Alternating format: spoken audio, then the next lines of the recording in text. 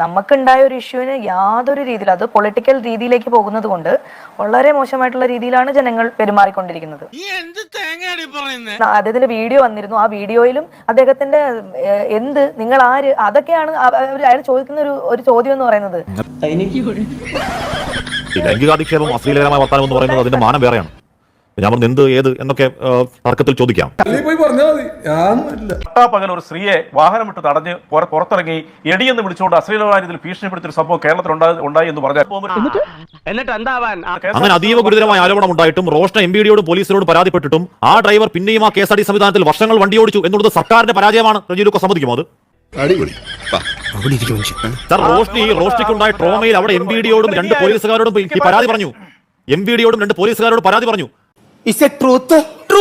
അവർ പറഞ്ഞു പരാതി ഉണ്ടെങ്കിൽ പോലീസ് സ്റ്റേഷനിലേക്ക് പോകും. അങ്ങനെയാണോ ഒരു പോലീസ് സംവിധാനം MPD ഒറ്റയ്ക്ക് നിൽക്കുന്ന ഒരു അപരിചിതമായ സ്ഥലത്ത് നിൽക്കുന്ന ഒരു പെൺകുട്ടിയോട് പോലീസ് പറയേണ്ടത്? സാർ, ഇത്ര ഗുരുതരമായ ആരോപണം ഉണ്ടായിട്ടും അതിനു മുമ്പ് ഗുരുതരമായ ആരോപണം പലതുണ്ടായിട്ടും ഈ പറയുന്ന യദു എന്ന ഡ്രൈവർ KSRTC പിന്നെയും വണ്ടി ഓടിച്ചെങ്കിൽ നിരവധി സ്ത്രീകൾ യാത്ര ചെയ്യുന്ന KSRTC പിന്നെയും വണ്ടി ഓടിച്ചെങ്കിൽ അത് KSRTCയുടെ പരാജയമാണെന്ന് സമ്മതിക്കുമോ റജീലുക്കോ?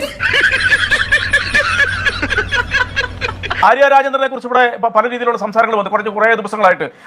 ആര്യ രാജേന്ദ്രനാണ് കുറ്റവാളി എന്ന് ഈ മനുഷ്യൻ അന്ന് രാത്രി 12 മണിക്ക് ആര്യ രാജേന്ദ്രനെ വിളിച്ച് ക്ഷമ പറയുന്നുണ്ട്. നിങ്ങൾ കണക്കിലെടുക്കുന്നില്ല. പോലീസ് കസ്റ്റഡി ഇരുന്നുകൊണ്ട് അയാൾ ഫോണിൽ മേയറെ വിളിക്കുകയാണ്.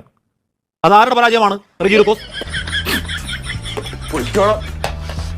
ഞാൻ ചോദിക്കുന്നത് എന്താണ്, ഒരു കൊടും കുറ്റവാളി എന്ന് മേയർ സംശയിക്കുന്ന ഒരു നഗരത്തിന്റെ മേയറെ ലൈംഗിക വൃത്തികെട്ട ആംഗ്യങ്ങൾ കാണിച്ച ഒരാളെ പോലീസ് പിടിച്ചോണ്ട് പോയിട്ട് അയാൾക്ക് ഫോണിൽ മേയറോട് സോറി പറയാൻ അവസരം കൊടുക്കുക എന്ന് പറഞ്ഞാൽ അത് ആരുടെ പരാജയം എന്നാണ് ചോദ്യം.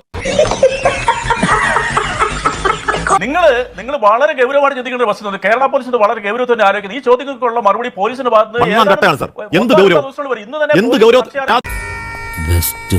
ഗോൾഡൻ അവർ കിട്ടേണ്ട പ്രധാനപ്പെട്ട തെളിവ് ശേഖരിക്കാൻ പരാജയപ്പെട്ട പോലീസ് ദിവസം ഇപ്പോൾ 5-6 ഇന്ന് ഞായറാഴ്ചയായി ഇപ്പോഴും മെമ്മറിക്കാൾ ഒരു തുമ്പും കണ്ടെത്താൻ കഴിയാത്ത പോലീസ്. എന്ത് ഗൗരവമായ അന്വേഷണം! നിങ്ങൾ കുറെ മാധ്യമങ്ങളുടെ വിഷയം എന്താ? കേരളത്തിൽ ഇന്ത്യയുടെ ചരിത്രത്തിൽ ആദ്യമായിട്ട് ഈ ചെറുപ്രായത്തിൽ 21ാമത്തെ വയസ്സിൽ ഒരു മേയറായി ഒരു പെൺകുട്ടി കഴിവ് തെളിയിച്ചു. അന്ന് മുതൽ ഇവരെ വേട്ടയാടുവാണ്. എന്താ കാരണം? അവർ CPM മെമ്പറാണ്. നിങ്ങളുടെ സമയത്ത് ഞാൻ ചോദിക്കട്ടെ, കഴിഞ്ഞ 5 ദിവസത്തിനുള്ളിൽ കേരള കണ്ണീരണിച്ച് വേറൊരു വാർത്തയുണ്ട്. നിങ്ങൾ ആരും ചർച്ച ചെയ്തോ? തിരുവനന്തപുരത്ത് നെയ്യാറ്റിൻകരയിലെ ഒരു കോപ്പറേറ്റീവ് ബാങ്കിൽ തന്റെ മകളുടെ കല്യാണത്തിന് വേണ്ടിയിട്ട് ഒരു കർഷകൻ പണിയെടുത്ത് 5 ലക്ഷം രൂപ ഡെപ്പോസിറ്റ് ചെയ്തിട്ട് കയറി ഇറങ്ങി 5 പൈസ കൊടുക്കാതെ നിവൃത്തിയില്ലാതെ ആത്മഹത്യ ചെയ്തു. എന്താണ് ഇവിടെ ചർച്ച ചെയ്യാത്ത? കോൺഗ്രസിന്റെ നേതാവാണ്, KPCC സെക്രട്ടറിയാണ്, അതിന്റെ പ്രസിഡന്റ്. ഒരു കൊലപാതകമായിട്ട് വേണം കണക്കാക്കണം. ഒരു മോൾക്ക് വേണ്ടിയിട്ട് നിങ്ങൾക്ക് പൊള്ളിയോ എന്റെ ചോദ്യം? എന്നാൽ കേരളത്തിലെ പൊതുസമൂഹത്തിന് മുമ്പിൽ അത് ഇപ്പോഴും ഒരു ചോദ്യം. ഇവിടെ കരുവന്നൂരിലെ പല ആത്മഹത്യകൾ കണ്ട പൊള്ളലൊക്കെ പോയി. കരുവന്നൂരിലെ പല ആത്മഹത്യകളും പല കണ്ണുനീരുകളും കണ്ട പൊള്ളലൊക്കെ പോയതല്ലേ?